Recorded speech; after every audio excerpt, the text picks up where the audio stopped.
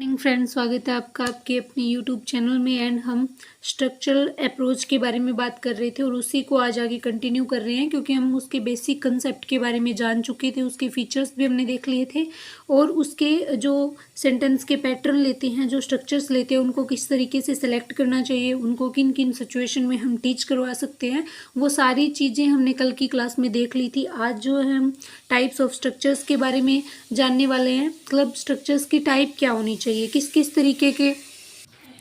तो type of structures के अंदर बहुत सारे स्ट्रक्चर होते हैं, सेंटेंस होते हैं, फ्रेज होते हैं, फॉर्मूला होते हैं, इडियम्स होते हैं, ठीक है, फ्रेजल वर्ब्स होती हैं, बहुत सारी चीज़ें होती हैं। तो किस किस तरीके के स्ट्रक्चर बनते हैं इनके। तो सेंटेंस के क्या होता है, ही इज़ गोइंग, ये पूरा एक वाक्य है, इसके अंदर एक हेल्पिंग वर्ब है, एक जो करने वाला है, जो काम को करता है, ठीक है, वो है, एक हेल्पिंग वर्ब है, एक मेन वर्ब है ना। ही इज़, ये एक पूरा मीनिंग देता है, ठीक है। ये पूरा एक स्ट्रक्चर है वाक्य का, जिसके अंदर सारी चीज़ें हैं जो जो एक वाक्य के लिए ज़रूरी होती है। He is reading a book, वह किताब पढ़ रहा है। तो इसके अंदर भी पूरा वाक्य है, इसको हम कोई फ्रेज़ नहीं कह सकते, है ना, कोई इडियम नहीं कह सकते, क्योंकि इनके अंदर, इसके अंदर वो सारी चीज़ें जो एक सेंटेंस के लिए, एक वाक्य के लिए ज़रूरी होती है। फिर आता है फ्रेज स्ट्रक्चर। फ्रेज क्या होता है, फ्रेज होते हैं अपने आप में इनकम्प्लीट होते हैं, लेकिन मीनिंग इनका कंप्लीट होता है। इनको तोड़ के यूज़ नहीं कर सकते, इनको एक साथ ही यूज़ करना पड़ता है, ठीक है। इनको मतलब वैसे ये अधूरे होते हैं, इनको पूरा वाक्य की संज्ञा नहीं दी जा सकती। ऐसा नहीं है कि इनमें वर्ब होती हैं, हेल्पिंग वर्ब्स होती हैं, ऐसा नहीं है, सब्जेक्ट ऑब्जेक्ट ऐसी चीज़ें नहीं होती इनके अंदर, लेकिन फिर भी ये एक पूरा कंप्लीट मीनिंग देते हैं। ये बोलने पर सामने वाला समझ जाता है कि मीनिंग क्या है इनका। On the table, behind the wall, इस तरीके से। तो ये पूरे एक साथ यूज़ होते हैं, एक साथ ही इनको याद करना होता है। तो ये होती है फ्रेज़ की स्ट्रक्चर्स। तो इनके बारे ये भी स्ट्रक्चर के अंदर ही शामिल होता है। फॉर्मूला स्ट्रक्चर, फॉर्मूले होते हैं, कोई मैथ साइंस के फॉर्मूले की बात नहीं हो रही है यहाँ पे। जैसे हम किसी को विश करते हैं, जैसे थैंक यू, या फिर किसी को बुलाते हैं तो भी हम बोलते हैं एक्सक्यूज़ मी, ठीक है। तो किसी को मॉर्निंग विश कर रहे हैं तो गुड मॉर्निंग, या फिर किसी को विशेस दे रहे हैं, गॉड ब्लेस यू। इस तरीके के जो होते हैं ना, इनको फॉर्मूला स्ट्रक्चर बोलते हैं। इनको भी हम तोड़ के यूज़ नहीं कर सकते, इनको भी एक साथ यूज़ करना होता है। तो अगर हम कम्युनिकेशन की बात करते हैं तो इन सभी चीज़ों की हमें जानकारी होनी चाहिए, क्योंकि अकेले सेंटेंस के माध्यम से हम कभी भी कम्युनिकेट नहीं कर सकते, क्योंकि हमें बीच बीच में बहुत सारी ऐसी चीज़ें हैं। जैसे हम हिंदी बोलते हैं तो हम बीच में मुहावरे भी यूज़ करते हैं, लोकोक्तियाँ भी यूज़ करते हैं, ठीक है। कई बार अकेले 2-3 वर्ड्स को बोल के ही हम अपना पूरा वाक्य कंप्लीट कर देते हैं। तो इस तरीके से बहुत सारी चीज़ें होती है। एक जो लैंग्वेज होती है वो अपने आप में बहुत बड़ा एक सब्जेक्ट नहीं कह सकते, बहुत बड़ी होती है लैंग्वेज अपने आप में, ठीक है। तो इसको सीखने के लिए, इसको कंप्लीट तो कभी नहीं कर सकते, क्योंकि इसके अंदर बार बार चेंजेस आते रहते हैं। एक लैंग्वेज को बनने में बहुत समय लगता है और ये हर टाइम क्या है, खुद को अपग्रेड करती है।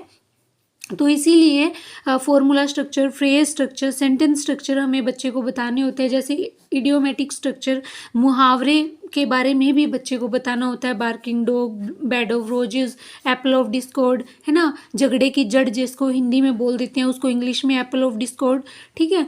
तो ये सारी चीज़ें होती है, ये स्ट्रक्चर्स होते हैं, बच्चे को बताने होते हैं। अकेले सेंटेंस के बारे में बताने से जो है बच्चा पूरी लैंग्वेज नहीं सीख सकता। Merits of structural approach, merit क्या है, इसके फ़ायदे क्या हैं, ठीक है।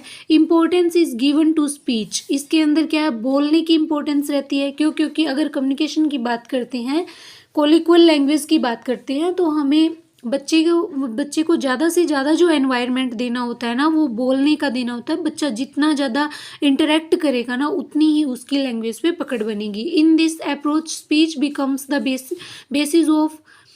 Basis of reading and writing. इसके अंदर क्या होता है, इन दिस अप्रोच, इस अप्रोच में स्पीच बिकम्स, जो स्पीच होती है ना, the basis of reading and writing. Reading और राइटिंग पे बेसिस होती है, यानी जो आधार बनता है वो रीडिंग और राइटिंग ही बनता है। बच्चे को पहले रीडिंग मतलब पढ़ना सिखाया जाता है, लिखना सिखाया जाता है, देन वो स्पीच पे कमांड करता है। Forming language habit of stressed, जो फॉर्मिंग लैंग्वेज होती है हैबिट ऑफ स्ट्रेस्ड, उस पे दबाव दिया जाता है। मतलब बच्चे को बोलचाल, कोलिक्वल जिसको बोलचाल की भाषा बोलते हैं ना, वो उस लैंग्वेज पे, जैसे इंग्लिश अगर सिखा रहे हैं तो एक इंग्लिश होती है जो हम एग्ज़ाम की दृष्टि से पढ़ते हैं, उसके अंदर हमें सारे रूल्स ग्रामर के बहुत सारी चीज़ें पढ़नी होती हैं। थोड़ा सा रूल गलत होने से ही हमारा क्वेश्चन गलत हो जाता है, तो वो क्वेश्चन सोल्व करने की दृष्टि से पढ़ते हैं। लेकिन जब हम बोलचाल की लैंग्वेज के लिए इंग्लिश पढ़ते हैं तो वहाँ पे हमने अमेरिकन इंग्लिश का नाम सुना होगा, उसके अंदर हेल्पिंग वर्ब्स का इतना रोल नहीं होता। जैसे अंग्रेज बोलते हैं ना फ्लो के अंदर, उसी तरीके से फ्लुएंसी वाली इंग्लिश हमें सिखाई जाती है, उसके अंदर ये छोटे मोटे हेल्पिंग वर्ब्स होते हैं, इनका कोई चक्कर नहीं रहता। अगर हम ना भी यूज़ करेंगे उसके अंदर पास्ट प्रेजेंट फ्यूचर का भी बहुत कम ऐसे होता है। ऐसे नहीं है कि आप अगर आपने एक वर्ब थोड़ी सी गलत यूज़ कर दी तो आप पूरा किसी को समझाने के लायक ही नहीं रहे, ऐसा उसके अंदर नहीं होता। तो इसके अंदर भी उसी पे ही स्ट्रेस रहता है, दबाव रहता है। Language materials are carefully selected and graded, इसके अंदर जो लैंग्वेज का मटेरियल होता है, किस तरीके से बच्चे को पढ़ाना है, किन किन चीज़ों को माध्यम बनाना है, कौन कौन से टीचिंग एड्स होते हैं, वो सारे केयरफुली सिलेक्ट करने होते हैं। और ग्रेडेड में, ग्रेडेड का मतलब होता है उसको एक लय के अंदर प्रस्तुत करना होता है। ऐसे नहीं है कि आप बीच में कौन से ऐड, कभी कौन से, कभी इस तरीके से नहीं होता, पूरा एक सीक्वेंस होना चाहिए। Language is taught in meaningful situations, language जो होती है मीनिंगफुल, अर्थपूर्ण जो स्थितियाँ होती है, सिचुएशंस होती है, उनके अंदर लैंग्वेज को पढ़ाया जाता है, टीच करवाया जाता है। ठीक है, इसके अंदर जैसा कि बार बार हम इसमें जिक्र भी कर रहे हैं कि जो लैंग्वेज है इसमें बोलचाल की भाषा सिखाई जाती है, तो मीनिंगफुल सिचुएशन के अंदर उसको पढ़ाया जाता है। It provides opportunity of for expression, अपने एक्सप्रेशन को बताने के लिए अपॉर्चुनिटी यानी मौके देता है। ये बार बार ये मेथड ऐसा है। Children learn functional grammar through this approach, it promotes everyday English, इसमें क्या होता है, फंक्शनल ग्रामर सीखता है बच्चा। ऐसे नहीं है कि ग्रामर को किसी बुक से पढ़ाया जा रहा है, इसके अंदर साथ के साथ बच्चा ग्रामर भी सीख जाता है और साथ के साथ बच्चा लैंग्वेज भी सीख जाता है। इट प्रोमोट्स एवरीडे इंग्लिश, इसके अंदर जो दैनिक दिनचर्या की इंग्लिश होती है ना, वो सिखाई जाती है। By learning the structures the child automatically learn some grammar, word order and use of words, इसके अंदर बच्चा जब स्ट्रक्चर सीखता है ना, उसके अंदर साथ के साथ ग्रामर भी सीख जाता है, वर्ड्स के ऑर्डर भी सीख जाता है, और यूज़ ऑफ वर्ड को कहाँ यूज़ करना है मीनिंग के हिसाब से वो भी सीख जाता है।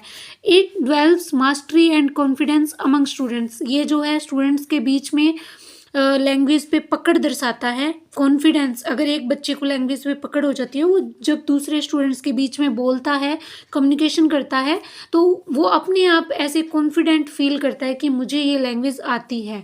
इंटरेस्टिंग अप्रोच, ये इंटरेस्टिंग अप्रोच है, एक स्ट्रक्चर बताई जाती है, फिर उसके हिसाब से अलग अलग स्ट्रक्चर्स बनाए जाते हैं।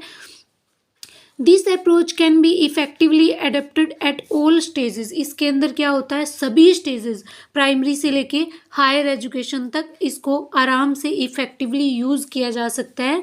Due to oral drilling matter remain stable in mind, इसके अंदर बहुत सारे ओरल ड्रिल होते हैं, मतलब मौखिक अभ्यास होता है, बहुत सारे मैटर को माइंड में मौखिक अभ्यास के जरिए स्टेबल किया जाता है। It is a multi skill approach, ये अप्रोच है, और अप्रोच के अंदर बहुत सारी स्किल्स और मेथड्स हो सकते हैं, तो ये अप्रोच जो है मल्टी स्किल वाली है। मल्टी स्किल का मतलब होता है बहुत सारे स्किल इसके अंदर होते हैं, बहुत सारे कौशल इसके अंदर होते हैं। Psychologically sound moves from simple to complex, इसके अंदर सिंपल का मतलब होता है साधारण से, सिंपल होता है साधारण, कॉम्प्लेक्स होता है कठिन, तो ये साधारण से कठिन की तरफ चलता है। बच्चे को पहले इजी तरीके से समझाया जाता है, फिर उसको जो कठिन स्ट्रक्चर्स होते हैं उनके बारे में बताया जाता है। कंक्रीट टू एब्स्ट्रैक्ट, मूर्त से अमूर्त की तरफ चलता है, जो हम देख रहे हैं, जो हमें आता है और जो हमें नहीं आता उसकी तरफ ले जाया जाता है। It enables the students to speak English correctly which is more important than to read और टू राइट इट, इसके अंदर बच्चा ना करेक्ट इंग्लिश बोलना सीखता है, और इसके अंदर लिखने से ज़्यादा रीड करना इम्पोर्टेंट रहता है। इसके बाद इसके डीमेरिट्स है, इसके नुकसान क्या है। Suitable teachers for this approach are not available, जैसा कि हर एक मनोवैज्ञानिक मेथड की जहाँ बात होती है, तो सबसे बड़ी मेजर प्रॉब्लम जो होती है इंडिया के लिए वो यही रहती है कि यहाँ पे सूटेबल टीचर नहीं है। ठीक है। क्यों?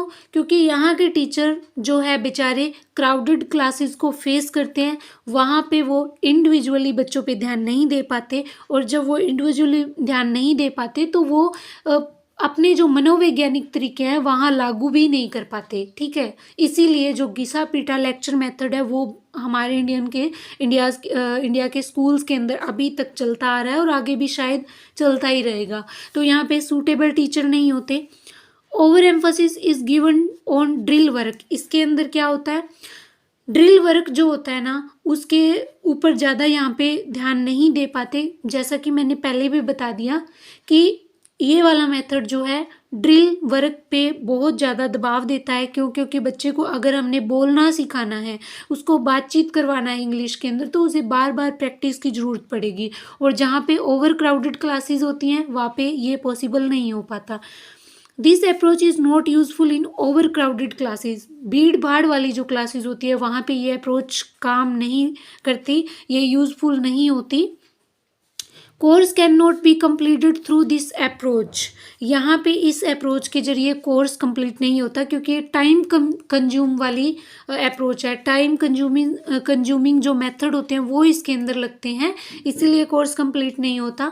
और इंडिया के स्कूलों के अंदर प्रॉब्लम क्या रहती है कि ऊपर से ही आदेश ऐसे दिए जाते हैं टीचर्स को कि एक पूरे सेशन को 3 भागों में डिवाइड किया जाता है, और 3-3 भागों के सिलेबस भी डिवाइड करके दिए जाते हैं, और एक टीचर को उन 3-3 महीनों के अंदर वो सिलेबस कंप्लीट करवाना होता है। तो उसे कोई मतलब नहीं रहता कि बच्चे ड्रिल कर रहे हैं या कर रहे हैं कि नहीं कर रहे, बच्चों को समझ आ रहा है या नहीं आ रहा, उसे कोई मतलब नहीं होता।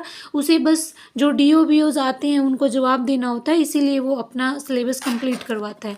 तो ये मेथड ऐसा है, अप्रोच ऐसी है कि इसके अंदर टाइम ज़्यादा लगता है तो सिलेबस नहीं हो पाता। This approach is not fit for teaching prose, poetry and grammar. इसके अंदर जो प्रोज है मतलब जो गद्य भाग है, गद्य भाग का मतलब जिसमें कहानियाँ, निबंध, जीवनी वो आ जाते हैं, पोइट्री कविता वाला पार्ट है, और ग्रामर, इनके लिए ये फिट नहीं है। क्यों? क्योंकि जो पोइट्री होती है उसमें क्या होता है, उसमें स्ट्रक्चर्स नहीं होते, उसके अंदर एक तोड़ी मरोड़ी गई लैंग्वेज होती है जिसके बारे में हमें बच्चे को बताना होता है। ग्रामर के अंदर भी स्ट्रक्चर्स नहीं होते, फॉर्मूलाज होते हैं। प्रोज होता है गद्य वाला भाग जो होता है, जीवनी होती है, आत्मकथा होती है, कहानी होती है, उसके अंदर भी हम स्ट्रक्चर्स के जरिए पूरी कहानी को नहीं समझा पाते। Only sentence pattern can be taught through this approach. इसके अंदर बस और बस सेंटेंस के पैटर्न बताए जा सकते हैं और कुछ नहीं पढ़ाया जा सकता। It demands too much material aids. इस अप्रोच को क्लास में लागू करने के लिए बहुत सारे टीचिंग एड्स हमें चाहिए होते हैं।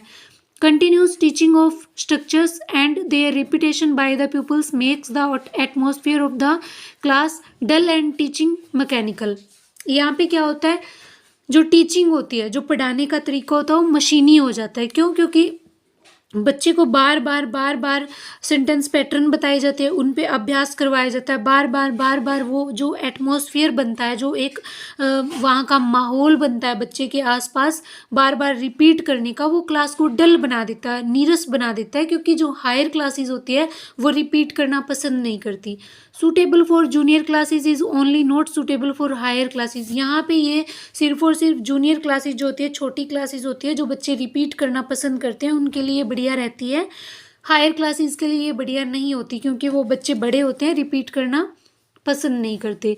Reading and writing ability of students are neglected. This approach is still in experimental stage. It is suggested that other methods should also be used along with this approach। इसके अंदर क्या होता है, reading and writing ability of students are neglected. इसके अंदर speech पे ज़्यादा ध्यान दिया जाता है, और बेस किसका बनता है, रीडिंग एंड राइटिंग का बेस बनता है, इसीलिए उस बेस को बस बेस ही रहने दिया जाता है, उसको आगे नहीं लेके जाते, इसीलिए वो लगभग नेग्लेक्ट हो जाते हैं, उनको पीछे छोड़ दिया जाता है। अब आता है this approach is still in experimental stage. ये जो होती है एक प्रयोगवादी स्टेज वाला मेथड है, अप्रोच है। It is suggested that other method should also be used along with this approach. इस अप्रोच के साथ बहुत सारे दूसरे मेथड भी यूज किए जा सकते हैं। अब आता है इसका कंक्लूजन, इसका सार क्या है, इसकी समरी क्या है। The structural approach has introduced something to great value in the field of teaching English, but its use in Indian schools is not possible। इसके डीमेरिट्स देखने के बाद भी इसके महत्व को नकारा नहीं जा सकता, लेकिन ये इंडिया के स्कूलों में लागू हो पाना पॉसिबल नहीं है। For this reasons are not far to seek. Our classrooms are overcrowded and the teachers have to follow a rigid curriculum। यहाँ पे क्या होता है, ये मेथड इंडिया के स्कूलों के लिए बीमार क्यों है? बीमार का मतलब होता है ये बिल्कुल नीरस मेथड क्यों है? क्योंकि हमारे इंडिया की जो क्लासेस होती हैं स्कूल के अंदर वो ओवर क्राउडेड होती है, भीड़ भाड़ वाली होती है, और टीचर्स के पास एक बहुत बड़ा भारी भरकम सिलेबस होता है जिसको टीचर्स को कंप्लीट करवाना होता है, तो वहाँ पे ये काम नहीं आती। Moreover they are not train to make a successful use of the structure approach. इसीलिए इन सभी चीज़ों को देखते हुए बेचारे जो टीचर्स होते हैं वो सक्सेसफुल नहीं होते इस अप्रोच को क्लास में लागू करने के लिए। They are not even provided with the material which can help them in teaching. उनके पास इतना मटेरियल भी नहीं होता कि वो उस मटेरियल के जरिए इस अप्रोच को क्लास में टीच करवा सके, पढ़ा सके। Then there is the old system of external examinations which measures the efficiency of a teacher by the number of students passing in his subject. हमारे यहाँ पे क्या होता है, जो एग्ज़ाम होते हैं एक्सटर्नल एग्ज़ाम्स, एक्सटर्नल और इंटरनल दो टाइप के होते हैं। एक्सटर्नल होते हैं जो एक पूरे टाइम के बाद एक पूरे सिलेबस को कवर करने के बाद होते हैं, और वो एग्ज़ाम होते हैं हमारे लिए, हमारे इंडिया के स्कूलों के लिए बहुत इम्पोर्टेंट।